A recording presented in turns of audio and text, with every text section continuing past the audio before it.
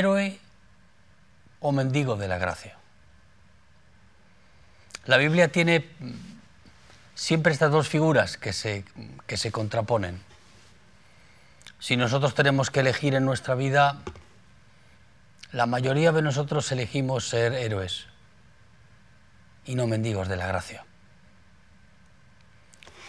Dice la palabra de Dios en la carta de los Hebreos, en el capítulo 11.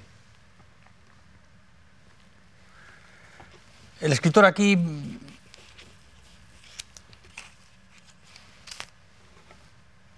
trata de expresar que esta lucha que hay en nuestro interior. Para muchos cristianos, el llamado de Dios en nuestra vida y aquel uso que hace Dios de nuestras vidas, pensamos que muchas veces nos lleva a la exaltación de aquel al que Dios elige.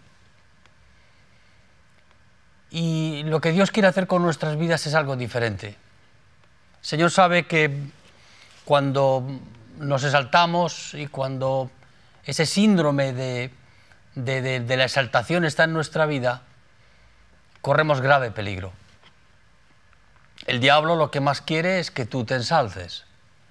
Eso fue lo que le llevó a él a dejar de ser ángel para ser un demonio. Y eso es lo que llevó a Adán de ser un hijo de Dios a ser un pecador. Nosotros no necesitamos más exaltación en nuestra vida de la que ya nuestro ego produce en nuestra vida. Nosotros no somos héroes de nada. Este capítulo 11 de la carta de los Hebreos, muchos escritores lo tratan de hacerlo ver como que este grupo de personas de las cuales el Señor habla aquí son verdaderos héroes en la fe. Pero cuando uno se mira a la luz de la gracia de Dios, uno se mira a la luz de la misericordia que Dios tiene con nosotros, nadie puede pensar con cordura de sí mismo que es un héroe. Yo no nací para ser un héroe, ni ninguna cosa que haga en mi vida personal puede atribuirme ese protagonismo, ese prestigio en mi vida. Yo más que un héroe, soy un mendigo de la gracia de Dios, alguien al que Dios ha llamado y al que sin tener ninguna virtud y ninguna cosa excepcional en mi vida, Dios nos llama para poder servirle y nos llama para Él. Yo no soy ningún héroe de nada y yo creo que ninguno debemos de tomar esa dirección en nuestra vida. Si somos héroes en alguna cosa, lo somos en el pecado.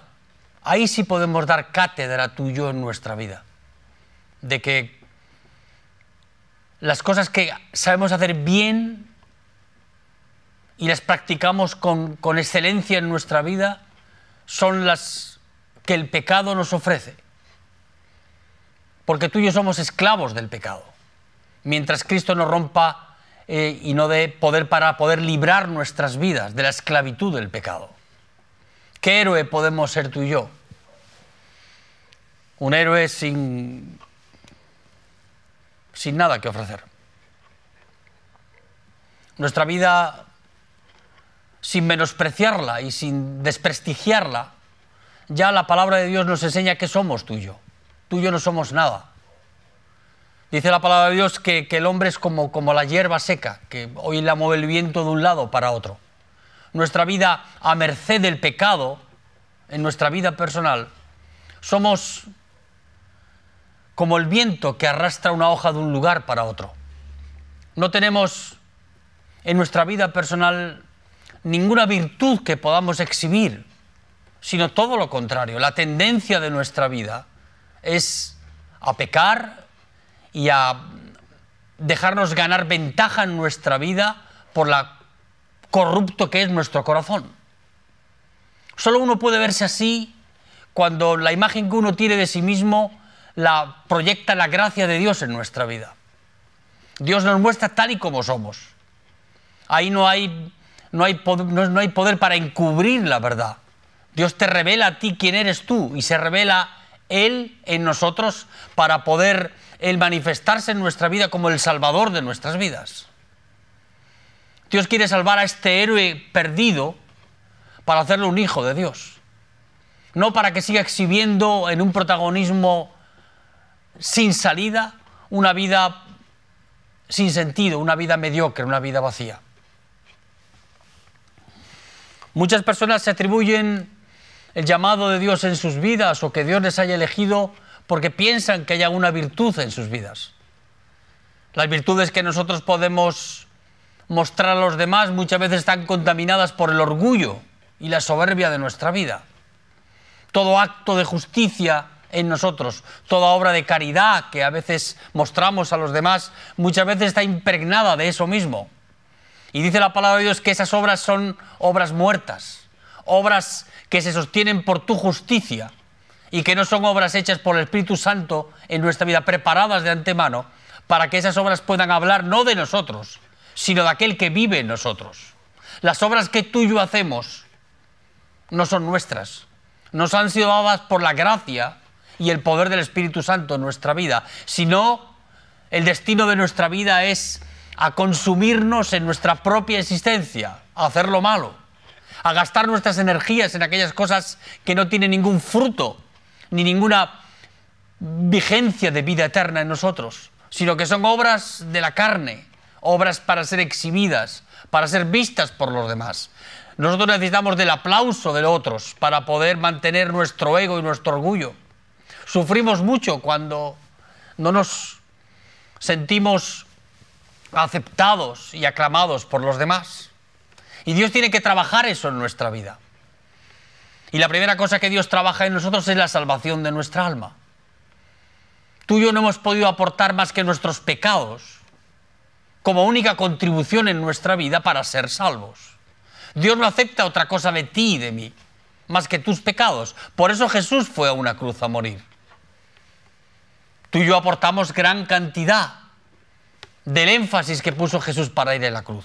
Mucho más allá que fue por la obediencia al Padre y sin ninguna otra salida en su vida y aceptando el propósito de Dios en su vida como ese Cordero de Dios que fue a la cruz, el aporte que tú y yo hicimos es significativo. Hoy los empresarios aportan dinero para las campañas de los políticos. Nosotros aportamos mucho más que todos ellos. Fueron tus pecados y los míos los que llevaron a Jesús a morir en esa cruz. Eso te puede hablar a ti de quién somos tú y yo. De las expectativas que muchas veces tenemos en nuestra propia vida. Nosotros somos los que más chance nos damos a nosotros mismos. Somos los que más, nos otorgamos licencia para hacer las cosas. Cuando Dios ve en nuestras vidas que estamos perdidos, porque la naturaleza de nuestro pecado en nuestra vida es tan fuerte que somos incapaces por nosotros mismos de encontrar el camino de la salvación. Dios no quiere que tú te salves. Él te quiere salvar a ti. Dios no quiere que tú te conviertas. Él te va a convertir a ti para que ese proceso en tu vida de la conversión dé como inicio de lo que Él está haciendo, no de una conquista que tú has hecho. Yo no me he convertido, sino que yo he sido convertido, porque yo no me quería convertir. Esta naturaleza en mí estaba reticente a entregarse a Jesús. Esta naturaleza impregnada por el pecado, por el egoísmo en mi vida, no quería de ninguna manera a la cruz. Ella huía de esas cosas. Es Dios el que tuvo que intervenir en mi vida. Es Dios el que convierte mi alma. Dice la palabra de Dios, conviérteme y seré convertido. Muchas veces nos apropiamos de la salvación que Cristo ha hecho en esa cruz, porque pensamos que nosotros podemos contribuir a ella. Y lamentablemente te quiero decir que tú has hecho una gran contribución, pero no es desde tus virtudes, es desde tu pecado. No es otra cosa lo que tú has podido añadir a lo que Cristo hizo en esa cruz. Él asumió tu culpa, tomó tus pecados, los tuyos y los míos, porque la naturaleza que domina nuestras vidas es esa. La única manera de poder romper el poder del pecado en nuestra vida es que Jesús fuera a la cruz. Y eso fue lo que hizo Él. Él, cuando se reveló en su gracia en medio de nosotros, no vino en un trono, a sentarse en un trono. Él vino a un pesebre. Él se despojó de su divinidad y Él se hizo hombre como nosotros. Porque solo desde ese acercamiento a nuestras vidas, desde esa relación íntima y personal que Cristo nos ofrece, es de la cual Él puede transformar nuestras vidas para que podamos dejar de ser aquello que queremos ser y dejar aquello que Dios quiere hacer de nuestras vidas. Cederle a Él en nuestra vida personal el propósito que Él tiene con nosotros, que es hacernos desistir de lo que somos. ¿Qué eres tú? ¿Qué soy yo? Un pecador, un bandido, alguien que sin la gracia de Dios en nuestra vida jamás puede ponerse el traje de superhéroe. Más bien, Dios conduce nuestra vida para que tú y yo seamos mendigos de la gracia de Dios en nuestra vida. Hombres que vivimos dependiendo de lo que Dios actúa en nosotros, para que las cosas que podamos hacer en nuestras vidas hablen de aquel que vive en nosotros, no de nosotros. Porque nosotros tenemos la tendencia a ensuciarlo todo. Nosotros tenemos la tendencia en nuestra vida a borrar la imagen de aquel que vive en nosotros, para hacerlos protagonistas nosotros. ¿Qué héroe es ese que es un pecador? ¿De qué podemos atribuirnos en nuestra vida alguna gran heroicidad o alguna cosa extraordinaria que hayamos podido hacer?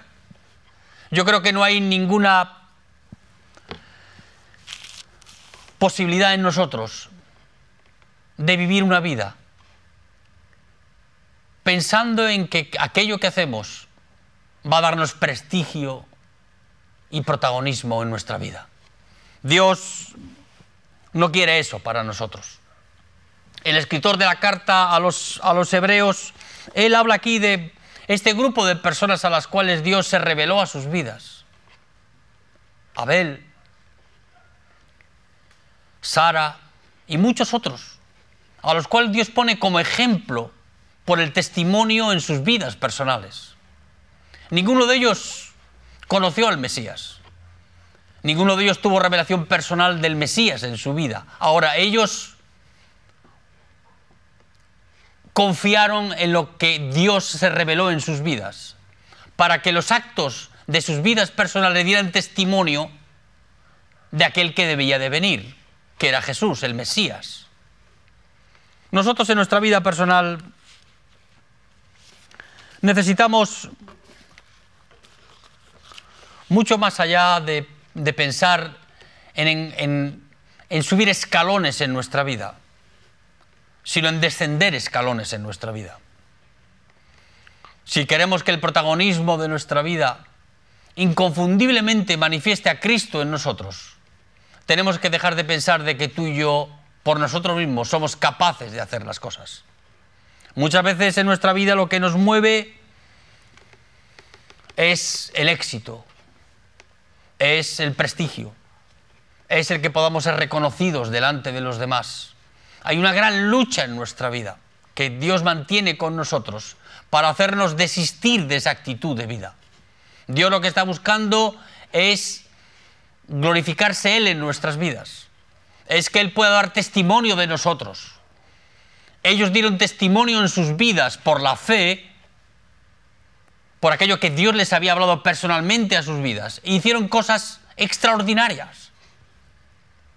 Porque para estos hombres y mujeres, que sin ser héroes en absoluto, sino siendo personas sencillas y modestas, a las cuales Dios eligió para revelarse en sus vidas, fueron capaces, no por lo que eran capaces en sí mismos, sino por la gracia que les había dado, para convertirse no en héroes, sino para convertirse en mendigos de la gracia, en personas que realmente manifestaron la gracia de Dios en sus vidas, a pesar de sus claros y oscuros, a pesar de que algunos de ellos tenían una moral cuestionable, a pesar de que muchos de ellos hoy estarían cuestionados en la santidad y en su forma de hacer las cosas. Pero Dios no está tan preocupado con los éxitos y el resultado de lo que hacemos en nuestras vidas. Dios está más preocupado que tengamos comunión con Él, que nuestra relación con Él personal dé la que dé fruto en nuestra vida. ¿Qué somos tú y yo? Tú y yo no somos nada. Al lado de un Dios tan grande, somos poca cosa. Aunque todavía el instinto primario en nuestra vida tengamos el deseo de ser como Dios. No en la magnitud de lo que Dios es, sino en el mundo donde vivimos, en la realidad de nuestra vida. Nosotros queremos ser ese Dios que ocupe ese lugar. Nosotros queremos tener espacio suficiente para poder controlar las vidas de los demás, para elegirnos a nosotros siempre primero y no para elegir a los demás. Nosotros tenemos la tendencia en nuestra vida para ser héroes de un cómic sin sentido. Dice la palabra de Dios en Romanos, en el capítulo 3. Romanos capítulo 3, versículos del 9 en adelante. Está hablando Pablo a los romanos y les dice, ¿qué pues? ¿Somos nosotros mejores que ellos? Siempre la lucha de la raza humana es ver quién es mejor entre unos y otros. Aquí vemos al pueblo judío, que por ser el pueblo elegido por Dios, hacía de esto una virtud en su propia vida, menospreciando a los demás. Ellos se creían los únicos que eran salvos, los únicos a los que Dios había elegido. El resto estaban todos perdidos en sus pecados. Y Pablo aquí les da una lección muy seria y muy profunda. Una lección que es para todos nosotros. Dice, en ninguna manera, pues ya hemos acusado a judíos y a gentiles que todos están bajo pecado. Como escrito está, no hay justo ni aun uno. No hay quien busque a Dios. Todos se desviaron, a una se hicieron inútiles. No hay quien haga lo bueno, no hay ni siquiera uno. Sepulcro abierto es su garganta, con su lengua engañan, y veneno de aspides hay debajo de sus labios. Su boca está llena de maldición y de amargura. Sus pies se apresuran para derramar sangre. Quebranto y desventura hay en sus caminos. Y no conocieron camino de paz. No hay temor de Dios delante de sus ojos. Parecen malas noticias para aquel que todavía tiene expectativas en su propia vida, en lo que tú puedes hacer por ti mismo.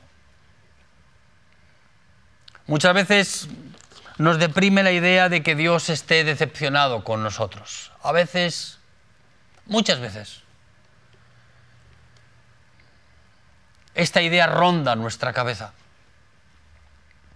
Yo quiero preguntarte sinceramente en tu vida en esta tarde, ¿tú crees que Dios tiene expectativas contigo? Aquí Pablo nos deja muy claro que Dios no tiene ninguna expectativa con nosotros. Él sabe que por nosotros mismos no somos capaces de encontrar el camino de la salvación. No hay acto de justicia propia que podamos hacer para poder ser aceptados por Dios. Ni ninguna cosa de esa naturaleza es posible en nosotros. ¿Por qué? Porque tú y yo somos esclavos del pecado. Tú y yo nacimos así. Nosotros no tenemos que elegir qué vamos a hacer. Vamos a hacerlo sin elegirlo. Porque esa es la naturaleza que domina nuestra vida. ¿Qué es? Es hacer lo malo. Es el pecado en nuestra vida. No solamente somos incapaces de nosotros mismos de generar expectativas para Dios por lo que somos, sino que Dios no tiene ninguna expectativa en lo que tú y yo vayamos a hacer. Por eso Él fue a una cruz.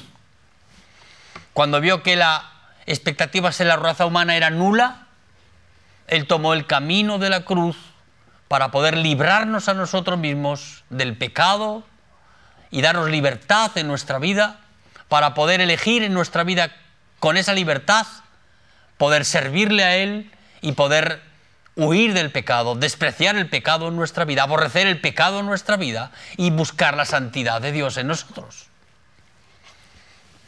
No hay expectativas para el ser humano. Dios no está deprimido al ver lo que somos. Él ya sabe lo que tú y yo somos. Y aún así, Él nos invita a tener comunión con Él. El interés de Dios no está puesto en lo que nosotros somos capaces de hacer. Si dice que no hay ningún justo, no hay ninguno que busque a Dios, no hay ninguno que encuentre el favor de Dios en la situación que está en nuestras vidas. ¿Qué expectativa tiene Dios de nosotros? Ninguna. Cuando Jesús fue a sanar al paralítico de Betesda en el Evangelio de Juan, en el capítulo 5, Jesús sabía que aquel hombre llevaba enfermo 38 años y que jamás por sí mismo iba a poder llegar al estanque para poder ser el primero que cuando se moviesen las aguas quedase sano de la enfermedad que él tenía. Jesús sabía, como Jesús sabe que tú y yo no podemos ser salvos por nada que tú y yo podamos hacer en nuestra vida. Él sabe, como yo sé, que ninguna virtud que podamos acrecentar en nuestra vida cristiana nos va a dejar de ser aquello que somos. Tú y yo somos pecadores en nuestra vida. No hay otro destino para nosotros más que vencer el pecado. La única forma de vencer el pecado es la forma en que Jesús eligió morir en esa cruz y llevarnos a morir con Él en esa cruz, a ti y a mí, sí, a ti y a mí a morir en esa cruz. El bautismo en aguas solo es un reflejo de lo que ocurrió aquel día en la cruz del Calvario. El bautismo representa, bajo la inmersión de esas aguas, que esa vieja naturaleza de la cual hoy domina nuestra vida, el Espíritu Santo va a tomar control de ella al salir de las aguas y de esa manera nosotros tener el poder del Cristo en nuestra vida para vencer lo que Él ya venció.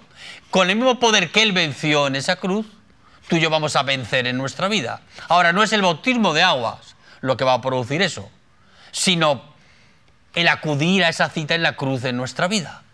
Adán tiene una cita con la cruz. Tú y yo tenemos una cita en nuestra vida con la cruz. Y en esa cruz ahí es donde se va a producir la transformación de nuestra vida. Es donde el poder de la resurrección que Cristo levantó de los muertos hará también cesar tu actitud de pecado para poder vivir en la gracia de Dios en tu vida. Y para que el pecado, aunque pueda perturbar y pueda tener cierto grado de influencia en nuestra vida, podamos con la ayuda del Señor vencerlo cada día. Pero la santidad no es una cosa que esté en el orden de la vida de los cristianos. La santidad es una cosa tercera o cuarta en la vida del cristiano. Hay otras prioridades en nuestra vida. La prioridad del Espíritu Santo en nuestra vida es hacernos crecer en la santidad de Dios cada día. Muchas veces no tenemos esa perspectiva de las cosas.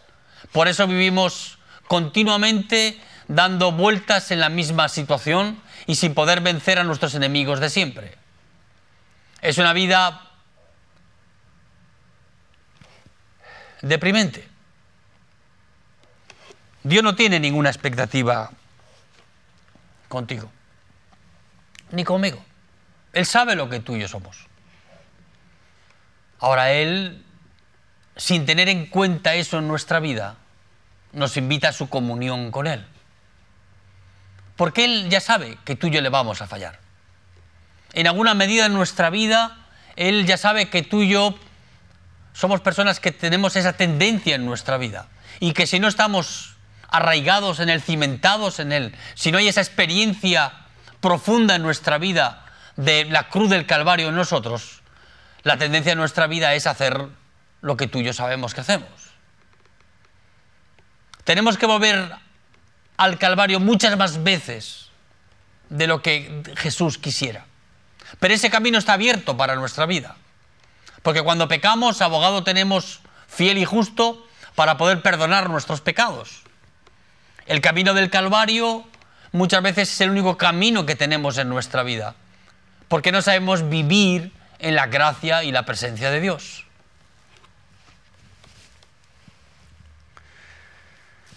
Al que no es justo, al que no puede salvarse a sí mismo, al que, aun atribuyendo virtudes excepcionales en nuestra vida, podamos acercarnos a la presencia de Dios, ninguna de esas cosas será suficiente para que Dios nos acepte. Dios no te acepta por el esfuerzo que tú haces en ser bueno. Dios no te acepta por el esfuerzo que tú y yo hacemos en nuestra vida por vivir una conducta moral y éticamente sana. Dios te acepta por lo que hizo Jesucristo en esa cruz. No es tu justicia la que da gracia a nuestra vida. Es la justicia de Cristo, es lo que Jesús hizo en esa cruz. Cuando Adán pecó en el huerto del Edén, él hizo una cosa extraordinaria. Al ver su desnudez, intentó cubrirse con esas hojas de higuera, esa especie de atuendo sobre sus partes más vergonzosas, que ahora estaban expuestas a sus ojos y antes no las veía. Y cuando el Señor lo fue a buscar en el huerto del Edén, porque fue Dios el que lo fue a buscar, no fue Adán el que se presentó delante de Jesús, no fue Adán el que se presentó delante del Padre después de pecar. Porque cuando pecamos en nuestra vida, tratamos de huir de la presencia de Dios. Somos fugitivos de la presencia de Dios. Estamos dispersos y no queremos venir a la presencia de Dios. ¿Por qué? Porque estamos llenos de culpa y de condenación. Y cuando el Señor les vio allí y habló con ellos y vio que habían intentado cubrir su desnudez, Él no aceptó eso como acto de justicia para poder ser redimido por sus faltas. Dice la palabra de Dios que Él cubrió con pieles y vistió a Adán y Eva. ¿Qué Dios extraordinario es este? Que Él tuvo que matar a un animal. Yo creo que era un cordero, para tomar su piel y hacer un vestido a la medida de Adán y Eva. No solamente Él hizo, sino que Él vistió. Es la gracia de Dios manifestada en Él hacia nuestras vidas. Cuando tú y yo no podemos hacer nada por ser salvos, lo único que Dios nos da es gracia en nuestra vida. La gracia no es un mérito porque hacemos las cosas bien. La gracia Dios la da a aquel que no merece nada. Si tú has hallado gracia en tu vida, es porque tu pecado te hizo nada. Porque no somos nada delante de Dios. Solamente Dios puede transformar eso en nuestra vida en algo que valga la pena vivir. Y eso solamente es por obra y gracia del Espíritu Santo en nuestra vida. Cuando el Espíritu Santo revela a Cristo en nosotros. Y Él puede tomar nuestro lugar. Él puede quitar los atuendos que hemos fabricado en nuestra vida para tratar de ocultar nuestras faltas, nuestra desnudez, nuestra condenación en nuestra vida. Y Él viste con su piel de cordero cada una de nuestras vidas. Él fue a morir a una cruz, como un cordero. Y Él en esa muerte, en esa cruz, nos reviste de su vida en nosotros. Él quita los atuendos que nosotros hemos fabricado en nuestra vida, que la religión sabe tan especialmente producir en nosotros, para que nos podamos acercar a la gracia de Dios y, siendo lo que somos, recibir su gracia en nuestra vida. ¿Qué es su gracia? Es despojarnos de los atuendos que nos impiden acercarnos a la gracia de Dios y recibir la vida de Dios en nosotros. La piel del cordero sobre nuestra vida. Dice la palabra de Dios, revestidos de Él en nosotros. Y eso ocurrió allí en esa cruz.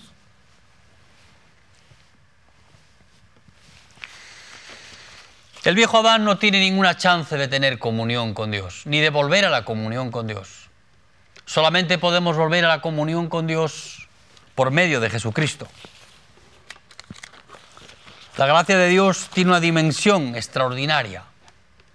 Cuando Él no solamente hace, sino viste a Adán y Eva en el huerto del Edén.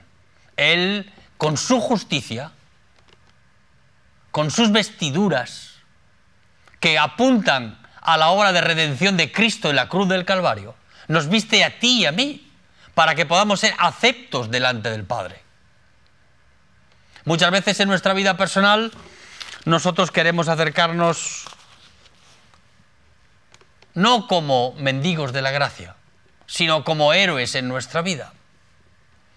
Lo que más deseamos que los otros conozcan es la reputación de aquellas cosas que hacemos y que son el elogio de los demás. Pero yo quiero decirte en esta tarde que ninguna cosa que hacemos en nuestra vida es como consecuencia de las cosas que nosotros somos capaces de hacer. Porque tú y yo somos conscientes de qué somos capaces de hacer sin Cristo en nuestra vida. Ahora, las cosas que Dios va a hacer en nosotros y a través de nosotros, si Él toma las riendas y el control de nuestra vida, son las cosas que en verdad son cosas heroicas. Como hizo la vida de este grupo de personas. Hombres sencillos y modestos. Muchos cuestionables en su conducta, en su actitud. Aunque eran reyes, aunque eran jueces, aunque eran hombres llenos de vigor y de poder, aunque eran una prostituta o cualquier otra forma en que el ser humano, en que Dios actúa en el ser humano. Dios viste.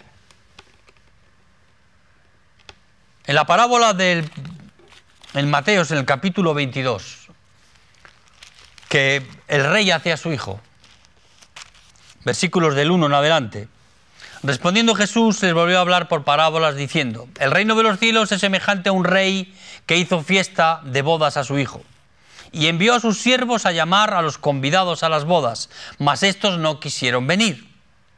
Volvió a enviar otros siervos diciendo: decid a los convidados, he aquí, he preparado mi comida, mis toros y animales engordados han sido muertos y todo está dispuesto, venid a las bodas.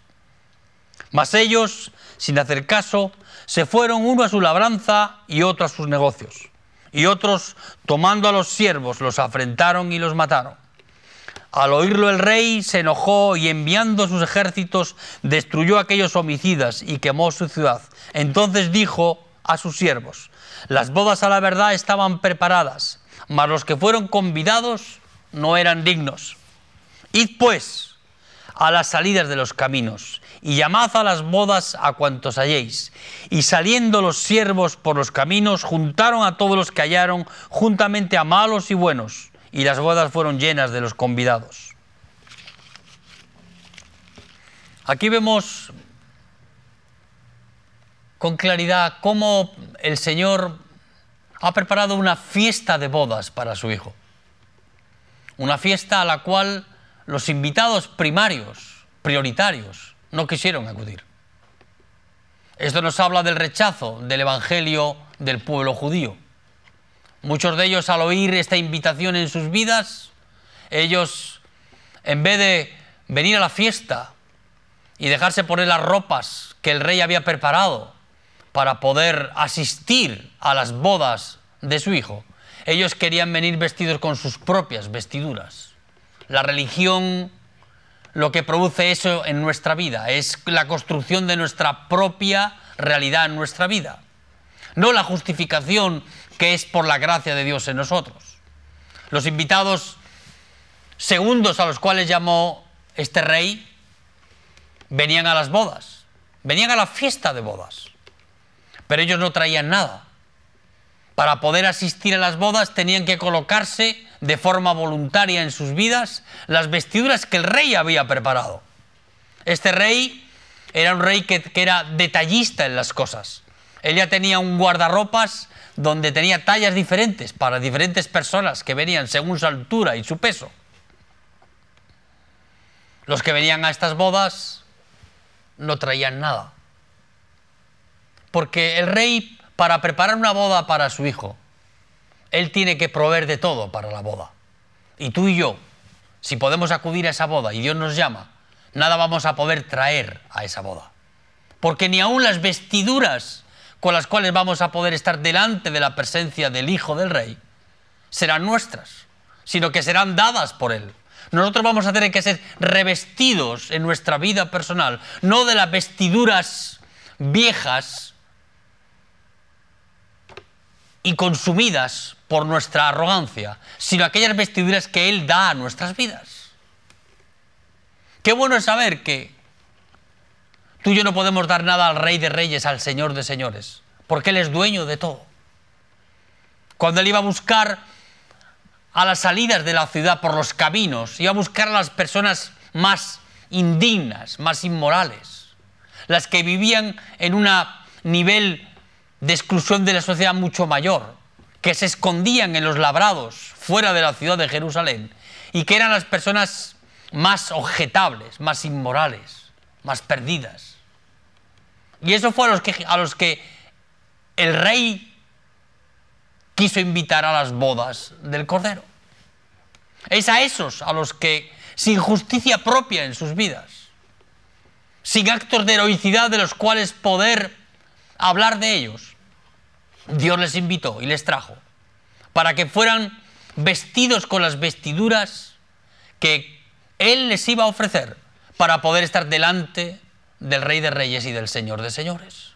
No hay ningún acto de justicia en nuestra vida, sino aquella justicia que es por la fe en nuestra vida personal. Yo no puedo presentarme delante de Dios con mis vestiduras construidas en base a mi desempeño, a mis méritos como cristiano.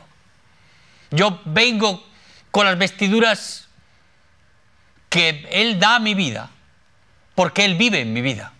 Y Él va construyendo en mí la imagen de su Hijo, en la medida en que yo le permito trabajar en eso en mi corazón. Dice la palabra de Dios que entró el rey para ver los que estaban en las bodas, los convidados, y vio ahí un hombre que no estaba vestido de boda. Él se había infiltrado y quería ocupar un lugar porque él se creía a sí mismo que el lugar en el que estaba era un lugar que había logrado por mérito propio. Pero Dios te llama a las bodas de su Hijo, aun siendo lo que tú y yo somos, a ocupar un lugar digno delante de la presencia de Dios. Qué Dios tan grande, tan extraordinario es aquel que hace que estos mendigos de la gracia, esas personas que aun sin merecer nada, Dios les llama para trabajar en sus vidas y para poder edificar una relación personal con cada uno de ellos y poder así manifestar la vida de su Hijo en cada uno de ellos. No solamente Dios nos viste, sino que Dios nos sienta a su mesa. En el libro de Samuel, en el 2 de Samuel, en el capítulo 9, esta es una de las historias más, dentro de las muchas que hay preciosas en el libro de Samuel, donde vemos al rey David sentado en su trono, rodeado de su gente, de sus valientes, de sus héroes. Y entonces él, movido por la gracia de Dios seguramente, hace una pregunta. Dice, ¿hay alguien de la casa de David al cual yo pueda hacer misericordia?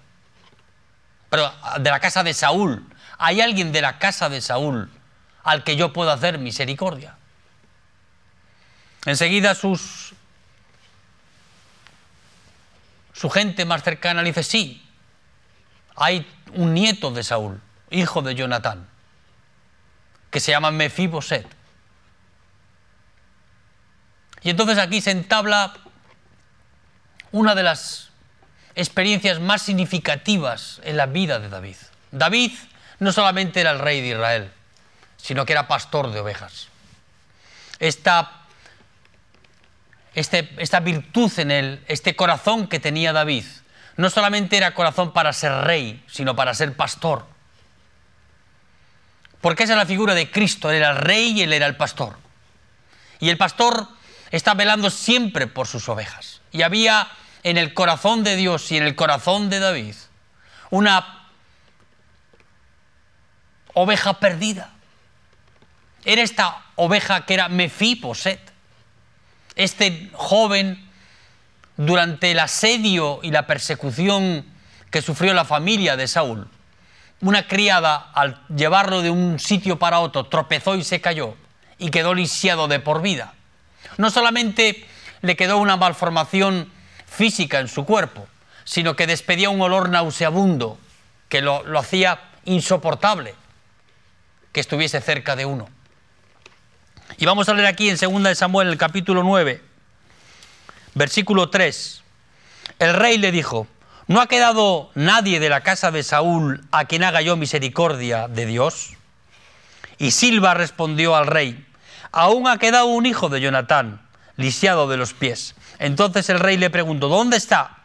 Y Silba respondió al rey, he aquí está en casa de Maquir, hijo de Amiel, en Lodebar. Entonces envió el rey David y lo trajo a la casa, y le trajo de la casa de Malquir, hijo de Amiel, de Lodebar. Y vino Mefiboset, hijo de Jonatán, hijo de Saúl, a David, y se postró sobre su rostro e hizo reverencia. Y dijo David a Mefiboset, y él respondió, he aquí tu siervo. Y le dijo David, no temas, no tengas temor, porque yo a la verdad haré contigo misericordia por amor de Jonatán tu padre, y te devolveré todas las tierras de Saúl de tu padre, y tú comerás siempre a mi mesa. Y él, inclinándose, dijo, ¿quién es tu siervo para que mires a un perro muerto como yo? Entonces el rey llamó a Siba, siervo de Saúl, y le dijo, todo lo que fue de Saúl y de toda su casa, lo he dado yo al hijo de tu señor. Pues tú pues le labrarás la tierra. No solamente esta es una hermosa historia de misericordia, sino que nos habla de lo que tú y yo somos. Tú y yo somos también como Mefiboset. Tú y yo también somos ese hijo que pertenece a la estirpe del rey que ha caído. El rey que cayó en desgracia. El rey que su abuelo Saúl le dejó como herencia el olvido, la persecución y la identificación como un hombre deshonroso y el cual está destinando su vida al olvido y al ostracismo. Esta era la vida de Mefiboset. Si la gracia y la misericordia de Dios no hubieran operado a través de la vida de David para poder llamar a este hombre a su presencia. No solamente Dios quiere devolvernos las cosas que el enemigo ha tomado en nuestra vida, sino que Él quiere sentarnos a su mesa. Pero ¿quién puede convidar a la mesa a un personaje como Mefiboset? Dios no tiene interés tanto en nuestra vida, en aquellas cosas que hacemos y que son elogio para nuestra vida. Porque no había ninguna cosa de interés en la vida de Mefiboset.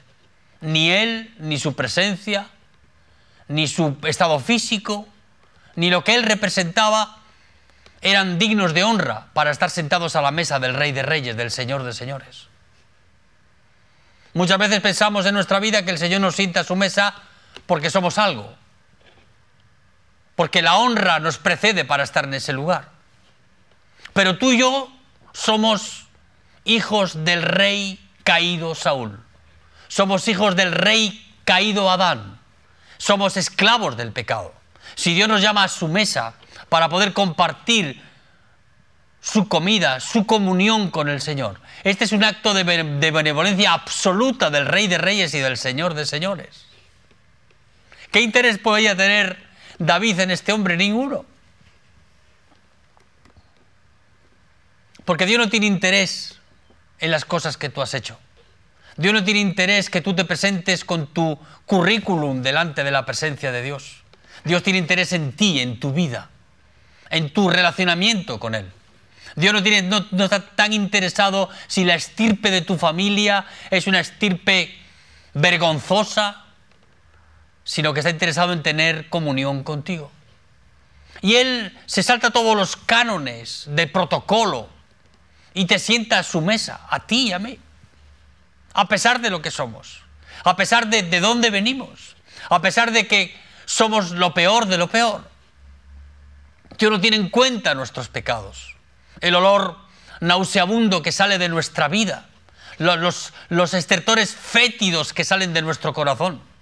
Dios tiene en cuenta y busca tener comunión con nosotros, para que la honra que no tenemos en nuestra vida y que nos hace sentarnos a la mesa del Rey de Reyes y del Señor de Señores no sea nuestra, sino desea de aquel de que nos invita.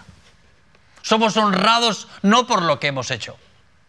Quizá Mefiboset no era culpable de los pecados de su abuelo, pero él le seguía esa estirpe de persona no grata, de persona que hay que huir de ella y si pudiera exterminarla. Pero no actúa Dios así con nosotros, porque la ira de Dios no se manifiesta de esa manera sobre nuestras vidas. Él tiene misericordia con nosotros y Él nos llama a su mesa, a pesar de que tú te puedas sentir como se sentía Mefiboset. ¿Quién soy yo para que tú mires a este perro muerto? En verdad eso, en alguna medida, tiene algún parangón con nuestra vida. Yo no quiero aquí ofender a nadie, pero muchas veces en nuestra vida es lo que somos. Nos creemos algo y no somos nada. Vivimos pensando que los culpables de los problemas que tenemos en nuestra vida son otros, cuando la consecuencia de las cosas que ocurren en nuestras vidas muchas veces solamente es responsabilidad nuestra, de nuestros pecados. Pero Dios no tiene en cuenta esas cosas. El interés de Dios no es juzgarte por las cosas que has hecho, sino que tú le puedas conocer en tu vida, que tú puedas sentarte a la mesa del Rey de Reyes, del Señor de Señores, y Él pueda darte de comer de su mano, tú puedas tener la gracia de poder sentarte en la mesa del Señor. Él manifiesta su deseo de tener comunión con nosotros. ¿Qué Dios extraordinario es este? Que no tiene en cuenta lo que hacemos, que no tiene en cuenta lo que hemos hecho, sino que nos llama a su comunión, nos llama a su mesa, nos sienta a su mesa, para que nos sintamos honrados no por lo que somos, sino nos sentimos honrados por quien llama a nuestras vidas. Él hace que la honra de nuestras vidas, la dignidad de nuestras vidas vuelva por quién es Él, no por quiénes somos nosotros. Dios tiene que despojarnos de esa exaltación personal en nuestra vida para mostrarnos que aun sin ser nada, Dios tiene misericordia de nuestras vidas. Aun siendo lo peor de lo peor, Dios tiene gracia para nosotros y muestra su gracia en nuestra vida, invitándonos a su presencia, a su casa, a su comedor. Qué hermoso saber que hay un Dios que está invitando a la mesa del Rey. Yo te quiero preguntar a ti aquí si hay alguien de la casa de Saúl al que yo pueda hacer misericordia, dice el Señor. Quizá tú no eres de la estirpe de Saúl, pero el rey caído, este rey que perdió su corona de Rey de Reyes, es lo mismo que nos ha ocurrido a ti y a mí, porque el pecado frustró, truncó en nuestra vida y nos hizo ser lo que somos, para que podamos vivir pensando en que podemos depender de la gracia de Dios en nuestra vida. Y aunque no logremos en nuestra vida destacarnos en ninguna otra cosa, sí podamos honrar con nuestras vidas a aquel que se revela a nosotros, aquel que nos ama y que nos llama a su comunión personal en nuestra vida. ¿Hay alguien aquí que se quiera sentar a la mesa del Rey? Muchos no se sientan porque sienten que se sientan allí por lo que son. Y ellos quieren ser otra cosa. Cuando Dios me llamó a mí a sentarme a la mesa, a comer de su mano, a compartir Él en mi vida y a ofrecerme su comunión, Dios no miró quién era yo. Muchas veces nosotros miramos quiénes somos. Nos invitan a un lugar y si no es un lugar donde tengamos alguna chance de dejar nuestra impronta, de sobresalir, no vamos. Mefiboset sabía que no era digno, pero la dignidad en su vida la da estar sentado delante de la presencia de Dios. Héroe o mendigo de la gracia. En Efesios, en el capítulo 2, versículo 4, y vamos a terminar ya. Carta a los Efesios de Pablo. Pablo va más a fondo para que podamos entender en nuestra vida que no podemos atribuirnos en nuestra vida absolutamente nada. Ni la salvación de nuestra alma es como consecuencia de algo que tú y yo podemos hacer. Ni siquiera de la vida que vivimos como cristianos. Es como consecuencia de tu capacidad, sino que es como consecuencia de la fe que Cristo pone en ti. Pero Dios, que es rico en misericordia, el versículo 4 en adelante, por su grande amor con que nos amó, aun estando nosotros muertos en pecados, nos dio vida juntamente con Cristo. Dice, por gracia sois salvos. Él es el que nos da vida. No somos nosotros. El viejo Adán tiene que ir a morir.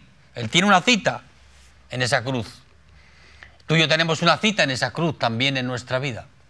Y tenemos que ir a morir juntamente con Cristo. ¿Cómo?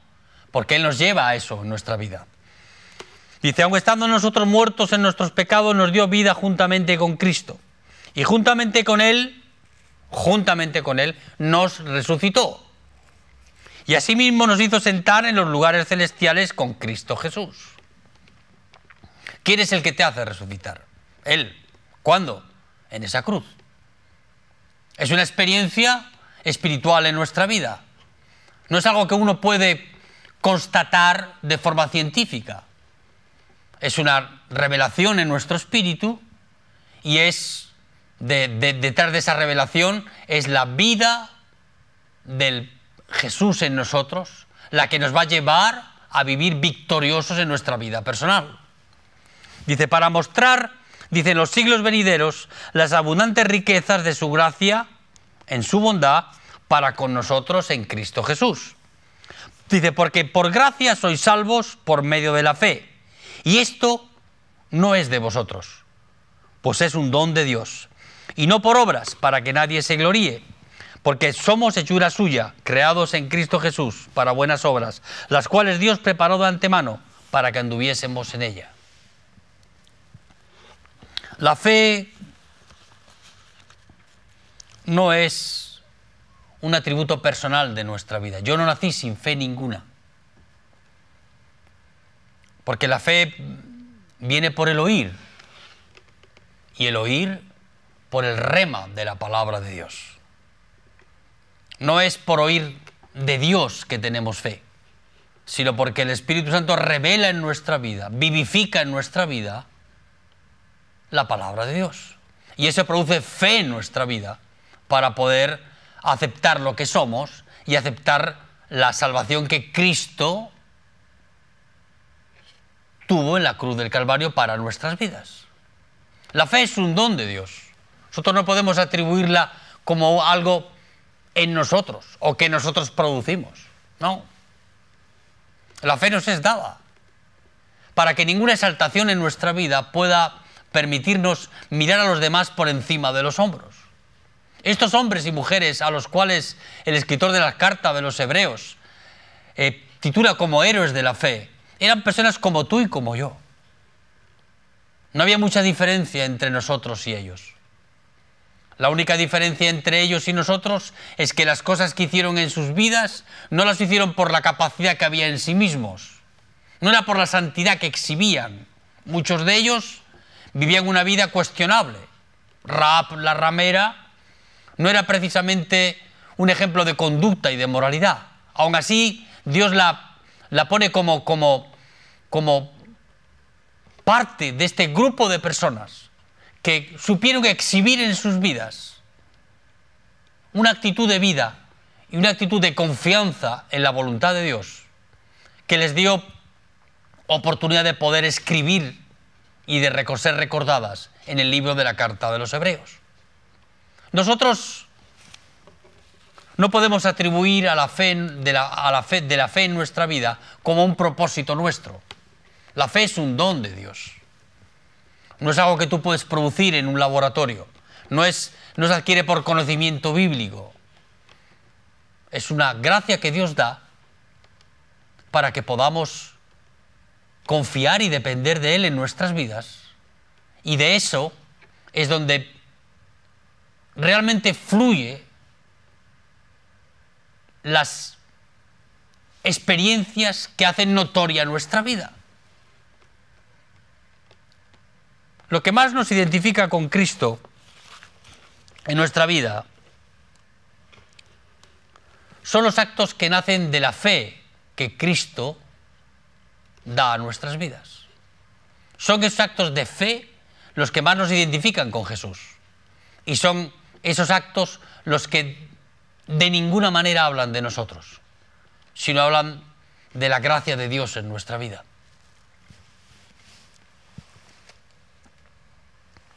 Las vidas de este grupo de hijos de Dios pasaron a la historia con acontecimientos extraordinarios, porque las hicieron por la fe, no por sí mismos. Lo que trasciende en nuestra vida no es lo que tú haces por ti mismo, sino aquellas cosas que Dios te permite hacer en tu vida y que son como consecuencias de la confianza que te produce vivir en la presencia de Dios, confiar en la voluntad de Dios en tu vida.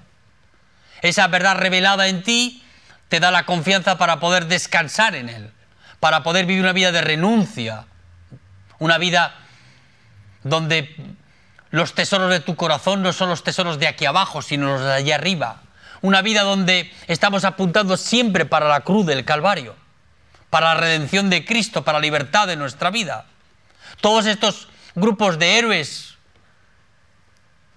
mal llamados de la fe son personas que las cosas extraordinarias que podemos ver en sus vidas no son como consecuencia de ellos mismos, de lo que ellos podían hacer, sino de la gracia que les es dada por la fe que habían recibido. Y en esa confianza actuaban en sus vidas para poder demostrar a los que estaban con ellos que hay un Dios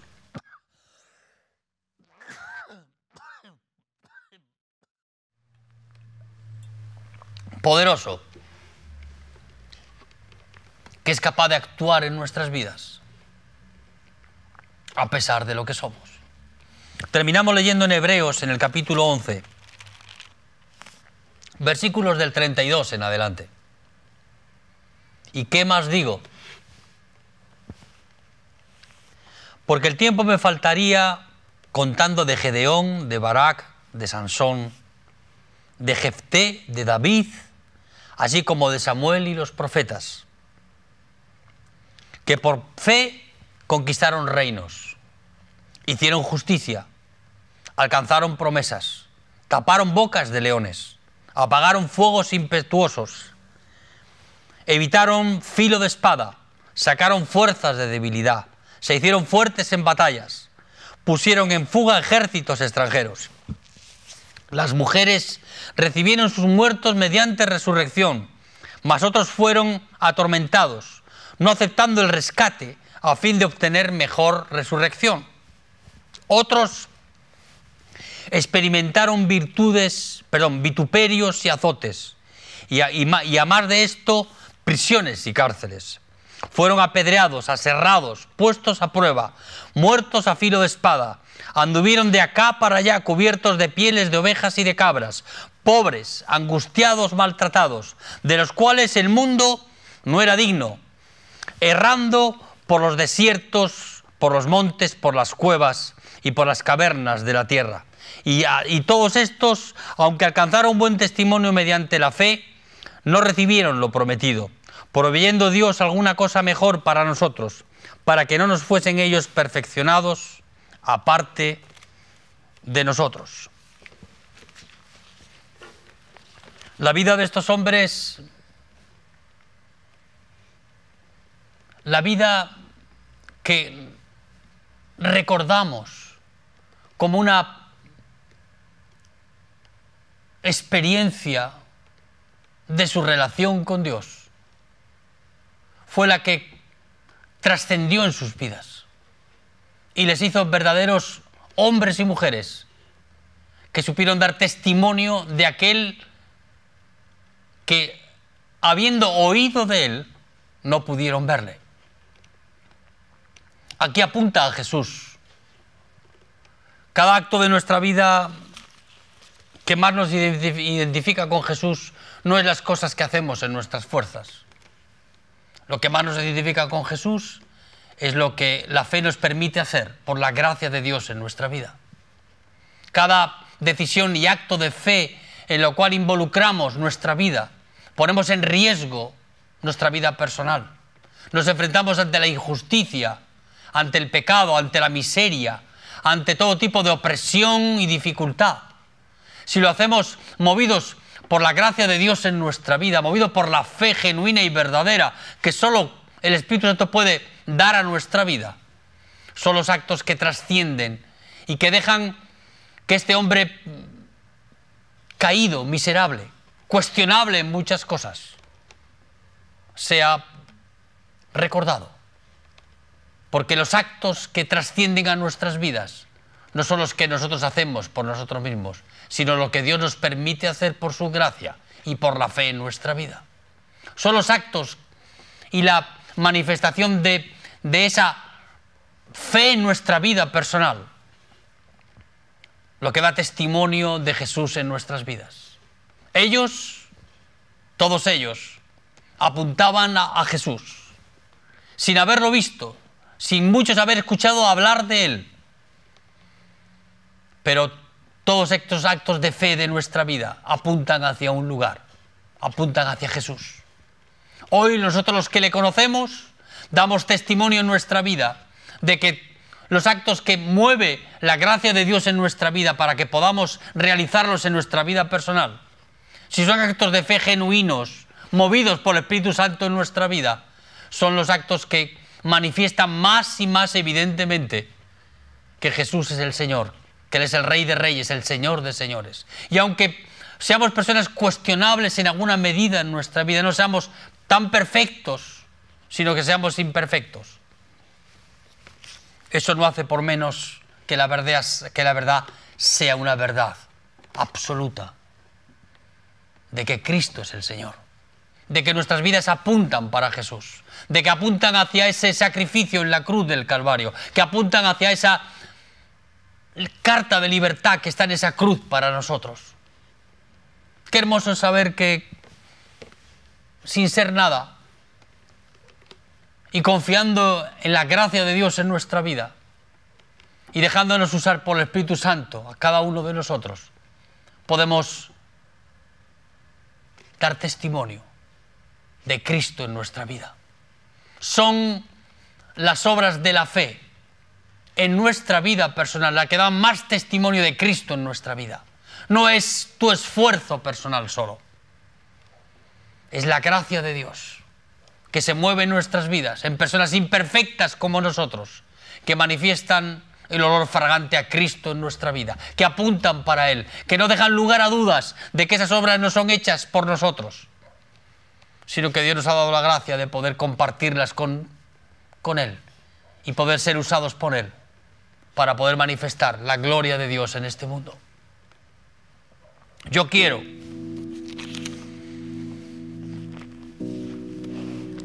ser un mendigo de la gracia. Hay demasiados héroes que solo sirven para entretener un rato a los niños. Nosotros tenemos un Dios que es hoy, por siempre y para siempre, que no necesita una capa o no necesita tener, bueno, fuerzas sobrenaturales en Él. Él es el Señor, Él es el Dios verdadero. Y Él puede usar tu vida y la mía para que, según la fe que Dios provea para nuestra vida, podamos apuntar en nuestra vida en una sola dirección, en la dirección de Jesús, porque Él es el Rey de Reyes, el Señor de Señores. No hay otro como Él. Y no hay otra experiencia más importante en nuestra vida que conocerle a Él. Qué hermoso es vivir sabiendo que servimos a un Dios que es bueno con nosotros y que no hace de nosotros más que personas dependientes de Él cada día. Como los pámpanos injertan en la vid, nosotros dependemos de la vid en nuestra vida para dar fruto y para que nuestra vida sea el testimonio de aquel que ha de venir. No solamente del que vino, sino del que ha de venir pronto para poder llevarnos con Él. No hay héroes, hay hombres y mujeres que se destacan porque viven dependiendo cada día en sus vidas, más y más, del fluir del Señor en sus corazones. Y esos son los hombres que, sin ser héroes, trascienden en sus vidas y glorifican en sus vidas con aquello que hacen al Señor. Dios te bendiga.